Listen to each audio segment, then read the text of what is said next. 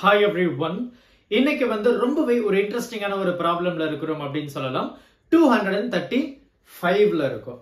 கேள்வி ரொம்பவே அழகானது. கொஞ்சம் சிந்திக்க வேண்டிய ஒரு கேள்வியும் கூட. A magnetic needle has magnetic moment. அப்போ m இல்லையா? ஒரு magnetic needle இருக்கு. அந்த magnetic needle உடைய magnetic moment பாத்தீங்கன்னா 5.8 10 to the power -2 ampere meter square. அதுக்கப்புறம் பாத்தீங்கன்னா moment of inertia. So moment of inertia கொடுத்திருக்கேன். Inertia அப்படின்றது to resist the force இல்லையா? To resist opposing அப்படின்றது நம்ம சொல்லுவோம். அப்போ moment of inertia பாத்தீங்கன்னா 7.8 10 to the power -6 kg meter square கொடுத்திருக்காங்க per area. அதுக்கப்புறம் பாத்தீங்கன்னா it performs 12 complete oscillations in 6 seconds. அதாவது 6 செகண்ட்ல 12 ஆசிலேஷன். நல்லா பாருங்க, 6 செகண்ட்ல 12 ஆசிலேஷன் அப்படின்னா ஒரு செகண்ட்ல 2 ஆசிலேஷன் நடந்திருக்கும். கரெக்டா? ஒரு செகண்ட்ல 2 ஆசிலேஷன்னா 6 செகண்ட்ல 12 ஆசிலேஷன். கரெக்டா? ஒரு செகண்ட்ல 2 ஆசிலேஷன்னா 6 செகண்ட்ல 12 ஆசிலேஷன். அப்போ ஒரு ஆசிலேஷன் எவ்வளவு ஆகும்? 0.5 செகண்ட். ரொம்ப சிம்பிளா இருக்கு இல்லையா? ரைட். சரி, நம்ம பாப்போம். What is the magnitude of magnetic field? இங்க என்ன கேக்குறாங்க அப்படின்னா magnetic field என்ன அப்படின்னு சொல்லி கேக்குறாங்க. சோ நமக்கு இதுல இருக்கிற ஒரு முக்கியமான விஷயம் வந்து என்னன்னு கேட்டீங்கன்னா இந்த ஆசிலேஷன். கரெக்டா? இந்த ஆசிலேஷன் நமக்கு ஒரு ஈக்குவேஷன் தெரியும். So time period for oscillation நம்ம படிச்சிருக்கிறோம் இல்லையா? So root over I by mb அப்படின்னு. சோ இது வந்து in terms of magnetic needle, magnetic dipole அப்படின்னு கூட நம்ம சொல்லிக்கலாம். இதே வந்து நம்ம length of the pendulum வச்சு கூட நம்ம ஒன்னு படிச்சிருப்போம். சோ அது வேற, அதுவும் டைம் பீரியட் தான், இதுவும் டைம் பீரியட் தான், but in terms of magnetic dipole. அப்ப 2 pi root over I by mb. So இங்க I அப்படின்றது moment of inertia குறிக்குது. இப்ப நமக்கு என்ன தேவைன்னா magnitude of magnetic field நமக்கு தேவைப்படுது. அப்ப என்ன பண்ணலாம்? Squaring on both. அப்ப ஸ்கொயரிங் ஆன் போத் அப்படின்னு சொல்லும்போது right, so this becomes t square which is equal to 4 pi square I by mb. நமக்கு என்ன தேவை? b மட்டும் தேவை. அப்ப b மட்டும் ஒரு பக்கம் வச்சிட்டு மத்த எல்லாத்தையும் இப்படி கொண்டு வந்துருங்க. அப்போ 4 pi square I divided by m இருக்கும், t square வந்துரும். m இருக்கும், t square வந்துரும். இப்போ என்ன பண்ண போறோம்? just we are going to substitute the value. அவ்வளவுதான். 4 இது வந்து 3.14 கரெக்ட்டா? 3.14 into 3.14 அப்படினு கூட நம்ம சொல்லிக்கலாம். ஏன்னா ஸ்கொயர்ன்றதுனால. அடுத்து moment of inertia பாத்தீங்கன்னா நமக்கு வந்து 7.8 ன்னு சொல்லிருக்காங்க. 7.8 10 to the power -6 இது முடிஞ்சது. அடுத்து பாத்தீங்கன்னா m moment of inertia என்ன சொல்லிருக்காங்க? moment of inertia m magnetic moment பாத்தீங்கன்னா 5.8 -2 into t பாத்தீங்கன்னா டைம். அப்போ நமக்கு தெரியும் என்ன சொல்லிருக்காங்க?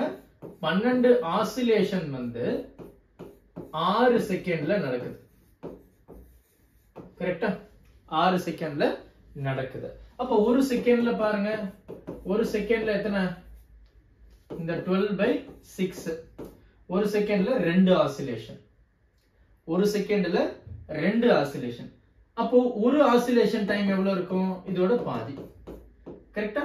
ஒரு ஆசிலேஷன் வந்து என்ன ஆயிடும்? இங்க 1/2. அப்ப 0.5. அப்ப 0.5 ஸ்கொயர் பண்ணிருக்காங்க. அப்ப 0.5 into 0.5 that becomes 0.25. கரெக்ட்டா? சரி. இப்போ நம்ம என்னெல்லாம் பண்ணலாம்? இதெல்லாம் நம்மளால கேன்சல் பண்ண முடியும். முயற்சி பண்ண போறோம். இப்போ நம்ம 2 டேபிள் எடுத்துக்கலாம். சோ 2 டேபிள்ல வந்து பாத்தீங்கன்னா 2 3s are 6 கேரி ஓவர் 1 அப்ப 9 3.9. இங்கே பாத்தீங்கன்னா 2 டேபிள்ல 2 2s அப்புறம் இங்க 1 வரும் 2.9. வேற ஏதாவது நம்மளால பண்ண முடியுமா அப்படி நம்ம பார்க்கலாம். ஆல்மோஸ்ட் எதுவுமே கிடையாது அப்படின்னு தான் நம்ம சொல்லணும். கரெக்ட்டா? ஓகே, நம்ம அப்ராக்சிமேட்டா கூட இப்போ நம்ம எடுக்க முயற்சி பண்ணுவோம். இத நம்ம 3 ரவுண்ட் ஆஃப் பண்ணா இதுவும் 3.1. சோ ஆல்மோஸ்ட் இதுவும் 3 தான். ரவுண்ட் ஆஃப் பண்ணிட்டா இது ரெண்டு கேன்சல் ஆயிடுச்சு. வேற எதனா இருக்கா? நமக்கு வந்து வேற எதுவுமே கிடையாது. அவ்வளவுதான். அப்ப இந்த 10 to the power -2 மேல போயிடுச்சுனா +2 ஆயிடும். அப்ப இது என்ன ஆயிடும் -4. அடுத்து நமக்கு வேற எதனா இருக்கா இல்ல. சோ நமக்கு வந்து இந்த 0.25 இருக்கு. other than that ஒண்ணுமே இல்ல. நான் என்ன பண்ண போறேன்னா இங்க ஒரு 2 0 மட்டும் கொண்டு வந்துறேன். அப்ப இங்க வந்து -2 மட்டும் இருக்கும். அப்ப இது என்ன ஆயிடும் 25. சரியா? 25 அப்படினு இருக்கு. இப்போ நான் என்ன பண்ணலாம்? I can do one thing. என்னது? இந்த இத நான் மல்டிப்ளை பண்றேன். இதையும் மல்டிப்ளை பண்றேன். அத வந்து என்ன பண்ணப் போறேன்? இந்த 25 ஓட டிவைட் பண்ணப் போறேன். சோ அப்படி இல்லனா இது ரெண்டு multiply பண்ணுவோமே.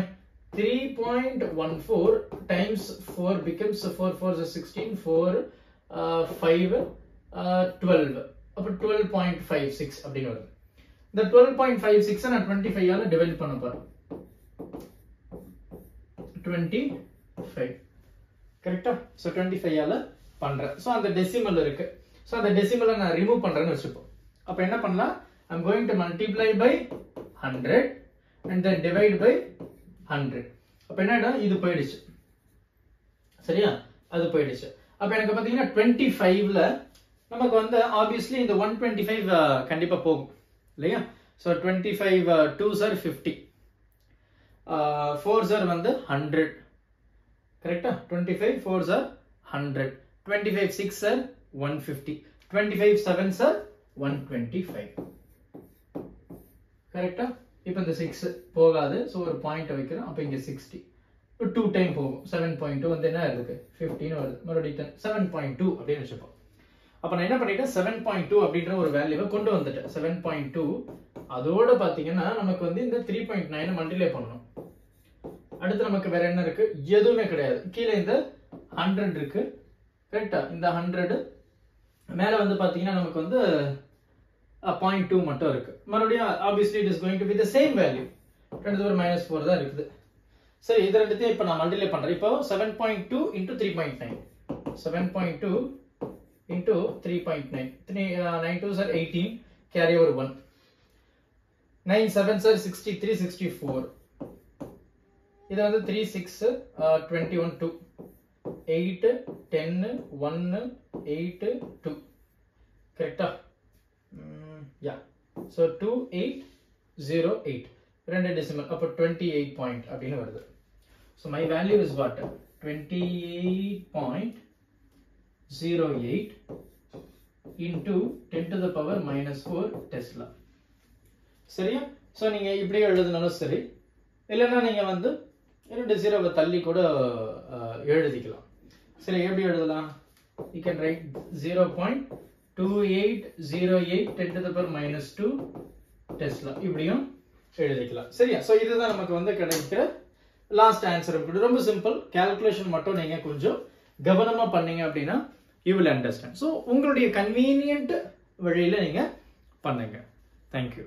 Help others with a smile.